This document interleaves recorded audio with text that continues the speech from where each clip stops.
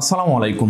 আমাদের মধ্যে যারা 30,000 টাকা বাজেট সেগমেন্টে ভালো কোনো ফোনকে নিতে যাচ্ছেন 2023 সালে, তাদের জন্য আজকের এই ভিডিওটি রিকমেন্ডেড থাকবে। আজকের এই ভিডিওতে আমরা মূলত কথা বলবো 20 থেকে 30,000 টাকা বাজেট সেগমেন্টে সেরা 5টি স্মার্টফোন নিয়ে, যে স্মার্টফোনগুলোর ওভারঅল পারফরমেন্স ভালো, সেই সাথে যারা হেভি গেমিং এর জন্য কোনো ফোনকে নিতে চাচ্ছেন নতুন বছরে, ওভারঅল দিক থেকে পারফরমেন্সটা যেরকম ভালো লাগবে, ইউজার রিভিউটা যথেষ্ট ভালো লাগবে, ফটোগ্রাফি করবেন, তাদের জন্য আজকের এই ভিডিওটি প্রচুর হেল্পফুল হবে। আজকের এই ভিডিওটি কন্টিনিউ করে এই 5টি ফোন থেকে যে কোনো একটি ফোনকে সহজেই সিলেক্ট করে কিনে নিতে পারবেন। তো আপনারা দেখতেছেন এএসএল টেক জোন। এখনও চ্যানেলটিতে নতুন হয়ে থাকলে অবশ্যই চ্যানেলটি সাবস্ক্রাইব করে পাশে থাকা বেল আইকনটি অন করে দিবেন, তাহলে আমাদের প্রতিটি ভিডিওর নোটিফিকেশন সবার আগেই পেয়ে যাবেন। তো প্রথমে আমরা যে ফোনটি নিয়ে কথা বলবো, অর্থাৎ নাম্বার 5-এ আমরা যে স্মার্টফোনটি নিয়ে কথা বলবো, সেটি রিয়েলমির একটি স্মার্টফোন, রিয়েলমি 9 5G স্পিড। ফোনটির যদি আমরা কনফিগারেশনের দিকে তাকাই, তাহলে ফোনটিতে আমরা পেয়ে যাব 6.6 ইঞ্চির IPS LCDর একটি ডিসপ্লে, যা ফুল HD+ রেজুলেশনের। এই ফোনটিতে আমরা প্রসেসর হিসাবে পেয়ে যাব কোয়ালকম স্ন্যাপড্রাগন 778 5G। ফোনটির মেইন ক্যামেরার দিকে তাকালে আমরা ট্রিপল ক্যামেরা সেটআপ দেখতে পাবো, যার মেইন সেন্সর রয়েছে 48 মেগাপিক্সেলের। ফোনটিতে সেলফি ক্যামেরা রয়েছে 16 মেগাপিক্সেলের, র্যাম থাকবে 8GB, স্টোরেজ থাকবে 128GB। ফোনটির যদি আমরা ব্যাটারি ক্যাপাসিটি নিয়ে কথা বলি, তাহলে এই ফোনটিতে আমরা পেয়ে যাব 5000 mAh এর ব্যাটারি, যার সাথে রয়েছে 30 ওয়াটের fast charger. Realme 9 5G speed, এই ফোনটির বর্তমান বাংলাদেশের আনঅফিসিয়াল প্রাইস রয়েছে 25 থেকে 26,000 টাকার মধ্যে। রিয়েলমি 9 স্পিড যারা 25-26,000 টাকার মধ্যে ভালো একটি ফোনকে নিতে যাচ্ছেন, ওভারঅল কনফিগারেশনটা ভালো লাগবে, সেই সাথে ইউজার রিভিউটা যথেষ্ট ভালো লাগবে, হেভি গেমিং এর পাশাপাশি ফটোগ্রাফি করবেন, তাদের জন্য এই ফোনটি রিকমেন্ডেড থাকবে। আমরা এই বাজেট সেগমেন্টে যে ফোনগুলোকে সাধারণত বর্তমান মার্কেটগুলোতে দেখতে পাচ্ছি, এই কনফিগারেশনের ফোনগুলো কিন্তু আমরা কখনোই পাবো না। এই ফোনটির মধ্যে বেস্ট পাওয়ারফুল একটি প্রসেসর রয়েছে গেমিং এর জন্য। এই প্রসেসরটি সাধারণত 30 থেকে 35,000 টাকা বাজেট সেগমেন্টে যে ফোনগুলো হয়ে থাকে, সেগুলোর মধ্যে সাধারণত আমরা দেখতে পাই কোয়ালকম স্ন্যাপড্রাগন 778 5G প্রসেসরটি। তো ওভারঅল দিক থেকে এই ফোনটি কিন্তু বেস্ট একটা পারফরমেন্স করতেছে বর্তমান সময় পর্যন্ত। তো যারা রিয়েলমি লাভার রয়েছেন, ভালো একটি ফোনকে নিতে চাচ্ছেন, ফটোগ্রাফির পাশাপাশি হেভি গেমিং করবেন, 25-26,000 টাকার মধ্যে নিতে চাচ্ছেন, তারা চাইলে এই ফোনটিকে দেখতে পারেন। আমাদের লিস্টে থাকা নাম্বার 4-এ আমরা যে স্মার্টফোনটি নিয়ে কথা বলবো, সেটি MI এর একটি smartphone, MI 11 Lite 5G NE।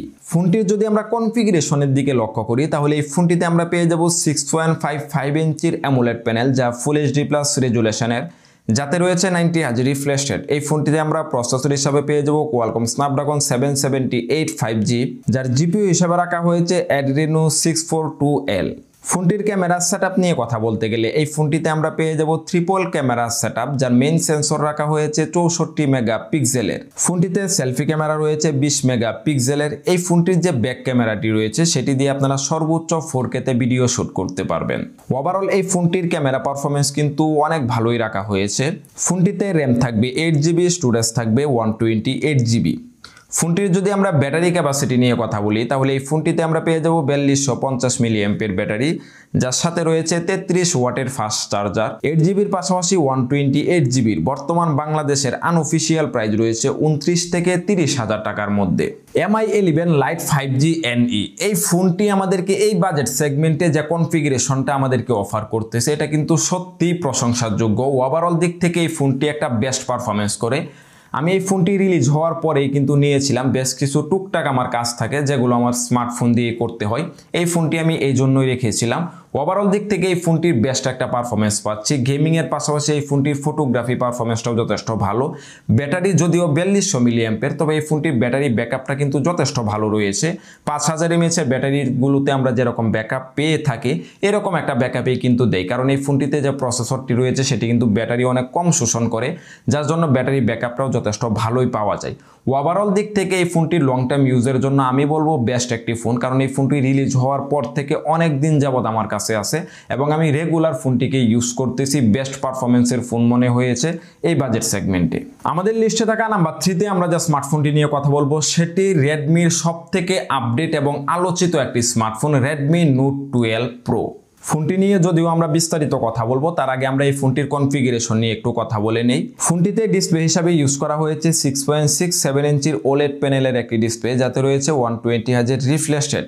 ফোনটির প্রসেসর নিয়ে কথা বলতে গেলে MediaTek Dimensity 1080 একটি প্রসেসর রয়েছে, যার জিপিইউ হিসাবে রাখা হয়েছে Mali G68 MC4। ওভারঅল যদি গেমিং পারফরমেন্সের জন্য কথা বলি তাহলে এই ফোনটি থেকে আপনারা বেস্ট একটা গেমিং এক্সপিরিয়েন্স পেয়ে যাবেন। যারা বিশেষ করে লং টাইম গেমিং করে থাকেন তাদের জন্য এই ফোনটি রিকমেন্ডেড থাকবে। ফোনটিতে র্যাম রয়েছে 6GB, স্টোরেজ থাকবে 128GB। ফোনটির ক্যামেরা পারফরমেন্স নিয়ে কথা বলতে গেলে এই ফোনটিতে রয়েছে ট্রিপল ক্যামেরা সেটআপ, যার মেইন সেন্সর রয়েছে 50 মেগাপিক্সেলের। ফোনটিতে সেলফি ক্যামেরা রয়েছে 16 মেগাপিক্সেলের। এই ফোনটির ব্যাটারি ক্যাপাসিটি নিয়ে কথা বলতে গেলে 5000 mAh এর ব্যাটারি ফোনটিতে ইউজ করা হয়েছে, সাথে রয়েছে 67 ওয়াটের fast charger. Redmi Note 12 Pro এই ফোনটি কিন্তু এখন পর্যন্ত বাংলাদেশে রিলিজ করা হয়নি, ইন্ডিয়াতে গত কিছুদিন আগেই কিন্তু রিলিজ হয়েছে। তবে আশা করা যাচ্ছে এই ফোনটি ডিসেম্বরের শেষের দিকে অথবা আমরা 2023 সালে জানুয়ারির ফার্স্টের দিকে এই ফোনটি বাংলাদেশের মার্কেটগুলোতে অফিসিয়াল অথবা আনঅফিসিয়ালি পেয়ে যাব। এই ফোনটি কিন্তু বাংলাদেশে রিলিজ হওয়ার পর ফোনটির প্রাইস হতে পারে 27 থেকে 28,000 টাকার মধ্যে। আর এই বাজেট সেগমেন্টে এই ফোনটি আমাদেরকে যে কনফিগারেশনটা অফার করতেছে এটা কিন্তু সত্যি অবাক করার মতো। এই ফোনটির ডিসপ্লে পারফরমেন্স এক কথায় কিন্তু অসাম রাখা হয়েছে। এই ফোনটি সিরিয়ালে যে ফোনগুলোকে রিলিজ করা হয়েছে অর্থাৎ Redmi Note 12 এর যে ফোনগুলো রয়েছে সবগুলো ফোনেরই কিন্তু ডিসপ্লে পারফরমেন্স অনেক ভালোই রাখা হয়েছে। এই ফোনটিরও কিন্তু ওভারঅল দিক থেকে এই ফোনটির ডিসপ্লে পারফরমেন্স ভালো, সেই সাথে এই ফোনটিতে যথেষ্ট ভালো একটি প্রসেসর রয়েছে গেমিং এর জন্য এবং ব্যাটারি ব্যাকআপটাও যথেষ্ট ভালো রয়েছে। তো যারা নতুন বছরে রেডমির নতুন একটি আপডেট ফোনকে নিতে যাচ্ছেন তারা চাইলে কিন্তু Redmi Note 12 Pro এই ফোনটিকে সিলেক্ট করতে পারেন। এরপর আমাদের সিলেক্ট লিস্টে থাকা নাম্বার 2 তে আমরা যে স্মার্টফোনটি নিয়ে কথা বলবো সেটিও Xiaomi-র একটি স্মার্টফোন Xiaomi 11i। ফোনটির যদি আমরা কনফিগারেশনের দিকে তাকাই ফোনটিতে ডিসপ্লে রয়েছে 6.67 ইঞ্চির অ্যামোলেড প্যানেল যা ফুল এইচডি প্লাস রেজুলেশনের, যাতে রয়েছে 120Hz রিফ্রেশ রেট। এই ফোনটিরও কিন্তু ডিসপ্লে পারফরমেন্স কিন্তু অনেক ভালো। তো গেমিং এর জন্য এই ফোনটিতে প্রসেসর হিসাবে ইউজ করা হয়েছে MediaTek Dimensity 925G এর একটি প্রসেসর। ওভারঅল এই ফোনটির প্রসেসর পারফরমেন্স কিন্তু যথেষ্ট ভালো, গেমিং এর দিক থেকেও কিন্তু অনেক ভালোই পারফরমেন্স করে। ফোনটির ক্যামেরা সেটআপ নিয়ে কথা বলতে গেলে এই ফোনটির মেইন ক্যামেরার দিকে তাকালে আমরা ট্রিপল ক্যামেরা সেটআপ দেখতে পাবো, যার মেইন সেন্সর রয়েছে 108 মেগাপিক্সেলের। ফোনটিতে সেলফি ক্যামেরা রয়েছে 16 মেগাপিক্সেলের, র্যাম থাকবে 8GB, স্টোরেজ থাকবে 128GB। ফোনটির যদি আমরা ব্যাটারি ক্যাপাসিটি নিয়ে কথা বলি তাহলে 5160 মিলিঅ্যাম্পিয়ার ব্যাটারি রয়েছে, যার সাথে রয়েছে 60 ওয়াটের ফাস্ট চার্জার। Xiaomi 11i এই ফোনটির বর্তমানে বাংলাদেশের আনঅফিসিয়াল প্রাইস রয়েছে 30 থেকে 31,000 টাকার মধ্যে। এই ফোনটি সিলেক্ট করার অন্যতম কারণ হচ্ছে এই ফোনটির ডিসপ্লে পারফরমেন্সটা যেরকম ভালো সেই সাথে এই ফোনটির গেমিং পারফরমেন্সটাও যথেষ্ট ভালো, ক্যামেরা পারফরমেন্সটাও যথেষ্ট ভালো এবং ব্যাটারি যারা বেশি ব্যাকআপ চাচ্ছেন অনেক সময় বাহিরে থাকেন তাদের জন্য এই ফোনটি রিকমেন্ডেড থাকবে। ব্যাটারির দিক থেকেও কিন্তু অনেক ভালো ব্যাটারি ব্যাকআপ দিয়ে থাকে এবং পরীক্ষিতভাবেই কিন্তু এই ফোনটি গেমিং এর জন্য অনেক ভালো পারফরমেন্স করবে, ক্যামেরার দিক থেকে অনেক ভালো পারফরমেন্স করবে। তো যারা লং টাইমের জন্য ভালো একটি ফোনকে নিতে চাচ্ছেন গেমিং এর পাশাপাশি ডিসপ্লে পারফরমেন্স এবং ক্যামেরা পারফরমেন্স এবং ব্যাটারি ব্যাকআপটাও ভালো লাগবে তারা চাইলে এই ফোনটিকে দেখতে পারেন। যেহেতু ফোনগুলো প্রাইস বর্তমানে অনেকটাই বেশি যার জন্য এই ফোনটি আপনাদের 30,000 থেকে কিছুটা বৃদ্ধি করতে হবে, অর্থাৎ 30 থেকে 31,000 টাকার মধ্যে এই ফোনটি আপনারা আনঅফিসিয়ালি মার্কেটগুলোতে অ্যাভেলেবেল পেয়ে যাবেন। এরপর আমাদের সিলেক্ট লিস্টে থাকা সর্বশেষ অর্থাৎ নাম্বার 1 এ আমরা যে স্মার্টফোনটি নিয়ে কথা বলবো সেটি রিয়েলমির সবথেকে জনপ্রিয় একটি স্মার্টফোন, বেস্ট পারফরমেন্স বলতে পারেন এই বাজেট সেগমেন্টে, সেটি হচ্ছে Realme 9 Pro Plus। ফোনটির কনফিগারেশন নিয়ে কথা বলতে গেলে এই ফোনটিতে আমরা ডিসপ্লে হিসাবে পেয়ে যাব 6.4 ইঞ্চির অ্যামোলেড প্যানেল যা ফুল এইচডি প্লাস রেজুলেশনের, যাতে রয়েছে 90Hz রিফ্রেশ রেট। ওভারঅল দিক থেকে আপনারা বুঝতেই পারতেছেন এই ফোনটির ডিসপ্লে পারফরমেন্স অনেক ভালোই রয়েছে। ফোনটির প্রসেসর নিয়ে কথা বলতে গেলে MediaTek Dimensity 925G প্রসেসর রয়েছে, যেটি আমরা কিছুক্ষণ আগেই কথা বললাম Xiaomi 11i ফোনটিকে নিয়ে, সেম একটা প্রসেসরে আমরা এই ফোনটিতেও পেয়ে যাব। ফোনটির মেইন ক্যামেরা রয়েছে 50 মেগাপিক্সেলের, ফোনটিতে সেলফি ক্যামেরা রয়েছে 16 মেগাপিক্সেলের, র্যাম থাকবে 8GB, স্টোরেজ থাকবে 128GB। ফোনটির ব্যাটারি ক্যাপাসিটি নিয়ে কথা বলতে গেলে 4500 মিলিঅ্যাম্পিয়ার ব্যাটারি রয়েছে, সাথে রয়েছে 60 ওয়াটের ফাস্ট চার্জার। তো আপনারা বুঝতেই পারতেছেন এই ফোনটি খুবই অল্প সময়ে আপনারা ফুল চার্জ করে নিতে পারবেন। Realme 9 Pro Plus এই ফোনটির বর্তমানে বাংলাদেশের আনঅফিসিয়াল প্রাইস রয়েছে 29 থেকে 30,000 টাকার মধ্যে। 30,000 টাকার মধ্যে Realme 9 Pro Plus এই ফোনটি কিন্তু বেস্ট একটা কনফিগারেশন আমাদেরকে অফার করতেছে এবং ফোনটির ওভারঅল পারফরমেন্স ভালো। এজন্যই আমাদের এই ফোনটিকে নাম্বার 1 সিলেক্টে রাখা হয়েছে, কারণ এই ফোনটি পরীক্ষিতভাবে গেমিং এর জন্য এবং ক্যামেরা পারফরমেন্স, ডিসপ্লে পারফরমেন্স থেকে ভালো পারফরমেন্স করতেছে। এই ফোনটির এখন পর্যন্ত ইউজার রিভিউ যথেষ্ট ভালো এই বাজেট সেগমেন্টে। তো যারা Realme লাভার আছেন, লং টাইম ইউজের জন্য কোনো ফোনকে নিতে যাচ্ছেন, ওভারঅল দিকগুলোকে প্রাধান্য দিবেন, তারা চাইলে কিন্তু Realme 9 Pro Plus এই ফোনটিকে সিলেক্ট করতে পারেন। আর হ্যাঁ, আমাদের এই ভিডিওতে যে প্রাইসগুলোকে উল্লেখ করলাম সেই প্রাইসগুলো থেকে কিন্তু কিছুটা এদিক সেদিক হতেই পারে, কারণ বেশিরভাগ ফোনগুলোই কিন্তু আনঅফিসিয়ালি সিলেক্ট করা হয়ে থাকে।